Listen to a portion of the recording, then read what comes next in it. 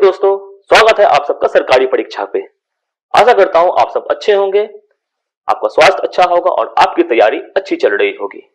इसी अच्छी तैयारी को आगे बढ़ाने के क्रम में हम लाए हैं आपके लिए आज का करंट अफेयर। यहाँ दोस्तों, आज के करंट अफेयर जिसमें हम कुछ क्वेश्चंस को डिस्कस करेंगे जो कि बेस्ड होंगे हाल में घटे हुए घटनाओं पर। और ये जो क्वेश्चंस हैं इनके साथ जो भी हम पॉइंट्स हम डिस्कस करेंगे वो भी आपके एग्जाम्स के लिए काफी इंपॉर्टेंट होंगे। तो मैं आपसे रिक्वेस्ट करता हूं कि आप इन सभी पॉइंट्स की नोट्स लेते चले कॉपी पे और इन नोट्स को आप रेगुलर रिवीजन करते रहें, ठीक है। तो इनसे क्या होगा, आपके एग्जाम्स में काफी हेल्पफुल होगा और लास्ट टाइम में जो हम काफी टाइम करंट अफेयर एक साथ पढ़ने की कोशिश करते हैं उन चीजों से हम बच जाएंगे, हमारी अच्छी तैयारी होती रहेगी, ठीक है। तो शुरुआत करते हैं एमसीक्यू की आज के करंट अफेयर्स की, ठीक है। तो दोस्तों, पहला सवाल है हमारा यहाँ पे, Which of the following initiative has been launched by Indian Railway to track lost belongings of passengers? यानी कि अक्सर क्या होता है कि रेलवे स्टेशन पे हमारा सामान खो जाता है, ठीक है। तो इन खोए हुए सामानों को प्राप्त करने के लिए अगर कोई यात्री चाहे तो उनके लिए ही ये क्या की गई है, एक इनिशिएटिव लिया गया है। किसके द्वारा? भारतीय रेलवे के द्वारा। और ये कौन सा इनिशिएटिव लिया गया है, ये हमारा सवाल है कि भारतीय रेलवे द्वारा यात्रियों के खोए हुए सामान को पता करने के लिए निम्नलिखित में से कौन सी पहल की शुरुआत की गई है। ऑप्शंस को देख लेते हैं। पहला ऑप्शन क्या कहता है? मेरी सहेली, ठीक है। दूसरा ऑप्शन कहता है मिशन अमानत, तीसरा ऑप्शन कहता है मिशन सूत्र, चौथा ऑप्शन कहता है मिशन डी। दोस्तों, ऑप्शन बी देख के आपको लग रहा हो क्या है? मिशन अमानत। अमानत मतलब होता है समान, और बिल्कुल यही हमारा सही ऑप्शन है, ठीक है। सही ऑप्शन क्या है? मिशन अमानत। तो भारतीय रेलवे ने क्या किया है, मिशन अमानत नाम का एक योजना की शुरुआत की है। और इसमें क्या होगा, जो रेलवे प्रोटेक्शन पुलिस होती है, रेलवे प्रोटेक्शन फोर्स आरपीएफ, वो क्या करेंगे, वो जो खोए हुए सामान है उनको लोकेट करेंगे, उनकी फोटो लेंगे और उन फोटो को वो उनके पोर्टल पे अपलोड कर देंगे। और किसी भी यात्री जो कि जिन्होंने क्या किया है, जिनकी सामान खो गया है, वो क्या कर सकते हैं, ऐसे पोर्टल पर जाके क्या कर सकते हैं, अपने आप को रजिस्टर कर सकते हैं। मिशन अमानत पोर्टल पर जाके आप अपने सामान को खोज सकते हैं, ठीक है। तो यहाँ पे जो और भी 3 ऑप्शन है वो भी सरकारी योजनाएं हैं, जैसे कि मेरी सहेली है। मेरी सहेली किसके लिए है? मेरी सहेली वो है जो यात्रियां, जो महिला यात्री होती हैं, उनकी सहायता के लिए होती है। उन्हें किसी तरह की अगर खतरा महसूस हो रहा है तो वो इस पोर्टल का इस्तेमाल कर सकती हैं। दूसरा है मिशन सूत्र। मिशन सूत्र क्या है? मिशन सूत्र एक इनिशिएटिव है, वो भी रेलवे की, जिसमें क्या होता है कि ट्रांसपोर्टेशन रिलेटेड कोई भी अगर रिसर्च है या कोई भी एनालिसिस करना है तो वो मिशन सूत्र उसके लिए एक पोर्टल है, ठीक है। अगला ऑप्शन है हमारा ऑपरेशन स्वर्ण। ऑपरेशन स्वर्ण क्या है? ऑपरेशन स्वर्ण जैसे कि बड़ी ट्रेनें होती हैं, शताब्दी, राजधानी, इनमें जो हाई लेवल की जो सुविधाएं दी जाती हैं उनकी देखरेख के लिए उनमें कैसे अपग्रेड कर सकते हैं, उसके लिए ऑपरेशन स्वर्ण लॉन्च किया गया है, ठीक है। तो बढ़ते हैं अगले प्रश्न की ओर। The next question is, the government of India has announced to become the single largest share holder of which telecom company? यानी कि कौन से टेलीकॉम कंपनी की भारत सरकार ने सबसे बड़े शेयर होल्डर बनने की बात की है, ठीक है। तो यहाँ पे 4 ऑप्शन है। पहला ऑप्शन क्या है? Vodafone idea. दूसरा ऑप्शन क्या है? रिलायंस जियो। तीसरा ऑप्शन क्या है? भारतीय एयरटेल। और चौथा ऑप्शन क्या है? बीएसएनएल। तो जानते हैं सही ऑप्शन को। सही ऑप्शन है हमारा क्या? Option A, Vodafone idea. यानी कि वोडाफोन आइडिया में भारत सरकार ने सबसे बड़े हिस्सेदार बनने की घोषणा की है। और ये हिस्सेदारी कितने की है? ये हिस्सेदारी है आपको 35.8% की। ये जानकारी आपको याद रखनी जरूरी है, ये भी कभी कभी एग्जाम में पूछा जा सकता है, ठीक है। यानी कि 35.8% जो हिस्सेदारी होगी वो किसकी होगी? भारत सरकार की होगी। किसमें? वोडाफोन आइडिया में, ठीक है। तो वोडाफोन आइडिया में 35.8% जो हिस्सेदारी भारत सरकार की होगी। और वोडाफोन आइडिया के सीईओ कौन है? वोडाफोन आइडिया के सीईओ है रविंद्र टक्कर, ठीक है। क्योंकि वोडाफोन आइडिया न्यूज में है तो इनकी जो सीईओ है उनका नाम इंपॉर्टेंट हो सकता है एग्जाम के लिए, रविंद्र टक्कर, ओके। तो बढ़ते हैं अगले क्वेश्चन की ओर। अगला क्वेश्चन क्या कहता है, यानी question number 3, according to the World Bank के हिसाब से India economic growth for the financial year 2021-2022 is projected to be at what percent?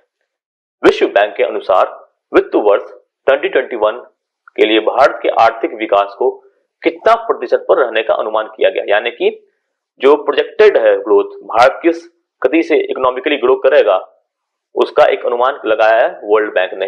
Different जो एजेंसी होती है, रेटिंग एजेंसीज होती हैं, जैसे कि वर्ल्ड बैंक हो गया, मूडीज हो गया, ये क्या करती है, इस तरह के कुछ सर्वेक्षण के अनुसार, कुछ सर्वे के अनुसार क्या करती हैं, एक रिपोर्ट जारी करती है जिसमें क्या लिखा होता है कि कौन से देश जो है वो कितने % ग्रोथ करेंगे आने वाले समय में। ठीक है, तो वर्ल्ड बैंक ने एक ये अनुमान किया है। तो क्या किया है, तो क्या अनुमान किया वो देखते हैं। ऑप्शन है 8%, 8.2%, 8.3% एंड 8.5%। तो सही ऑप्शन जानते हैं, सही ऑप्शन है दोस्तों 8.3%, ऑप्शन नंबर सी। यानी भारत जो है वो 8.3% ग्रो करेगा कितने, कौन से वर्ष में, 2021-2022 में। यानी कि पिछले साल जितने थे, हम पिछले साल मान लो हम 100 पर थे, तो अब इस साल कितने पड़ेंगे, 108.3 पर रहेंगे। ठीक है, इकोनॉमिक ग्रोथ की बात है। ठीक है, तो अगले क्वेश्चन पे जाते हैं। अगला क्वेश्चन क्या कहता है, which of the following south African cricketer has announced retirement from all form of cricket.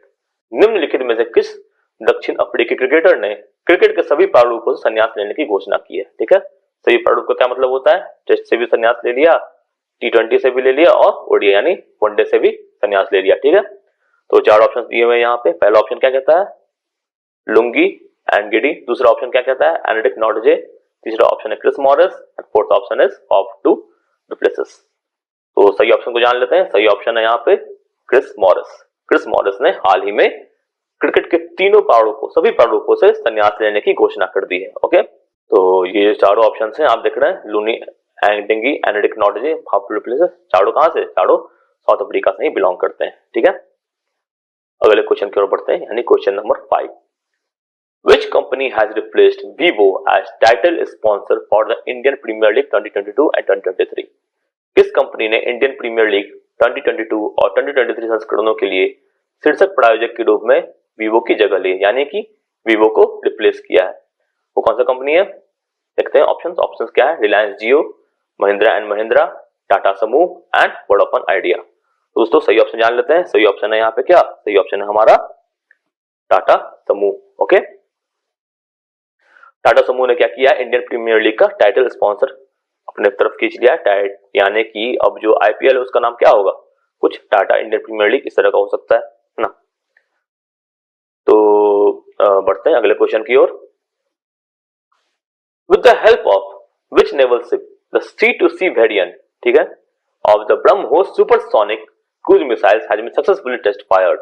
ठीक है, किस नौसेना जहाज की मदद से ब्रह्मोस सुपरसोनिक क्रूज मिसाइल के C2C यानी कि समुद्र से समुद्र, ठीक है, यहाँ पे C2C का क्या मतलब हुआ, समुद्र से समुद्र, यानी कि एक पोत हमारा समुद्र में है और दूसरा भी समुद्र में है। ठीक है, और इस जो पोत है उससे यहाँ पे निशान लगाना, तो क्या करेंगे, उसी को क्या कहेंगे, समुद्र से समुद्र में वार करना। ठीक है, तो एक ब्रह्मोस सुपरसोनिक मिसाइल है जिसका एक वेरिएंट है C2C वेरिएंट,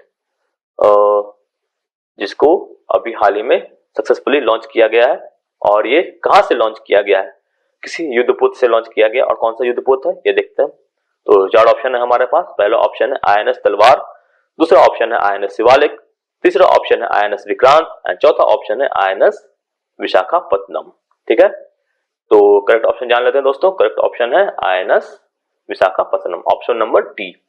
तो दोस्तों ये जो INS विशाखापत्तनम है, इसे हाल ही में भारत के नेवी ने इसे कमीशन किया था, यानी कि अपने युद्ध पोत में शामिल किया था। ठीक है, तो इसी से क्या हुआ है, इसी से ब्रह्मोस सुपरसोनिक मिसाइल का सफल परीक्षण किया गया है। ओके, बढ़ते हैं अगले सवाल की ओर। Who has won the 12th Bharat Ratna doctor Ambedkar award 2022?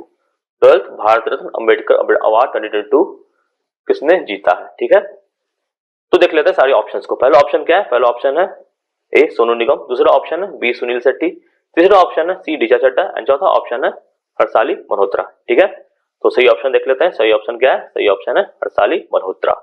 Harshali Malhotra, इन्होंने एक मूवी में काम किया था जिसका नाम था बजरंगी भाईजान, और इन्हें ही क्या हुआ है, 12वां भारत रत्न डॉक्टर अंबेडकर पुरस्कार 2022 दिया गया है।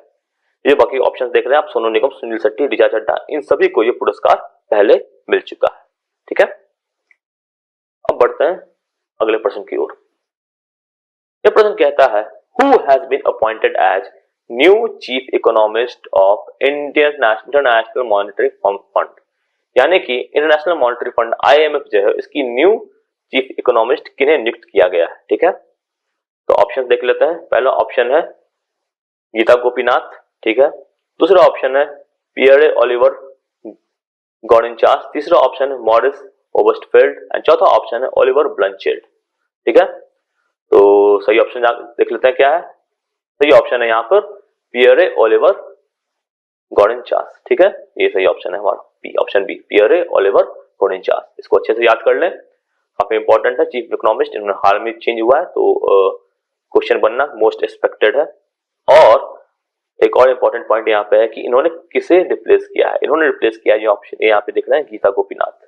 गीता गोपीनाथ पहले थी चीफ इकोनॉमिस्ट इंटरनेशनल IMF की, और अब है पियरे ओलिवर गॉर्डेनचास, ठीक है।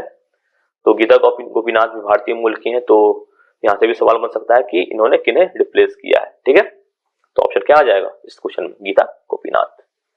बढ़ते हैं अगले क्वेश्चन की ओर। Who has been appointed as new chief executive officer of Adani power. Adani power बहुत बड़ी कंपनी है, ठीक है। अडानी पावर के नए चीफ एग्जीक्यूटिव न्यू CEO किन्हें नियुक्त किया गया है। काफी इंपॉर्टेंट क्वेश्चन है। अडानी पावर के नए मुख्य कार्यकारी अधिकारी कौन है। ऑप्शन देख लेते हैं। ए राजेश अडानी, दूसरा अनिल सरदाना, तीसरा शेर सिंह ख्यालिया, चौथा विनीत जैन। सही ऑप्शन है यहाँ पे शेर सिंह ख्यालिया, ठीक है। शेर सिंह ख्यालिया क्या किया गया है, नए CEO के रूप में नियुक्त किया गया किसका, अडानी पावर्स का। यानी अडानी ग्रुप ऑफ इंडस्ट्रीज में जो अडानी पावर होती है उसके CEO कौन बने हैं, शेर सिंह ख्यालिया। ओके, अब बढ़ते हैं अगले प्रश्न की ओर। अगला प्रश्न क्या कहता है, David Sassoli who passed away recently was the chairman of which major international body. कौन से अंतरराष्ट्रीय बॉडी की ये जो थे डेविड ससोली वो चेयरमैन थे, जिनका हाल ही में निधन हो गया, यानी चेयरमैन रहते ही इनका निधन हो गया है, ठीक है। ऑप्शन देख लेते हैं। यूरोपियन पार्लियामेंट पहला ऑप्शन है, दूसरा ऑप्शन है यूरोपियन संघ, तीसरा ऑप्शन है संयुक्त राष्ट्र संगठन यानी UNO, चौथा ऑप्शन है वर्ल्ड बैंक, विश्व बैंक। ओके, सही ऑप्शन क्या है, सही ऑप्शन है यूरोपीय संसद, ठीक है। सही ऑप्शन है यूरोपीय संसद, और यूरोपीय संसद के डेविड ससोली जो थे वो प्रेसिडेंट थे, और प्रेसिडेंट का वहां पे वही मतलब जो हमारे यहाँ स्पीकर होते हैं बेसिकली वही, ठीक है। तो डेविड ससोली जो कि कितने 65 वर्ष के थे, और इन्हें रिप्लेस किया है रोबर्टा मेटोलोसो टेडेस्को ट्रिकास, ठीक है। इन्होंने क्या किया, वो अभी एक्टिंग प्रेसिडेंट हैं किसके, यूरोपियन पार्लियामेंट के। इनका निधन हो गया है तो किसी को एक्टिंग प्रेसिडेंट बनाया जाता है, तो उनका नाम क्या है, उनका नाम है रोबर्टो मेटासो टासोलो टेडेसो ट्रिकास, ठीक है। काफी कठिन नाम है और आप याद करने की कोशिश करिएगा, क्योंकि एक्टिव प्रेसिडेंट बनाया गया है, और इनके बाद जो अगले प्रेसिडेंट बनेंगे उन्हें भी हम आने वाले करंट अफेयर में जरूर अपडेट करेंगे, ठीक है। अगर आपको ये वीडियो अच्छा लगा तो इसे लाइक कीजिए, अपने दोस्तों के साथ शेयर कीजिए, ताकि उनको ज्यादा से ज्यादा फायदा मिल सके।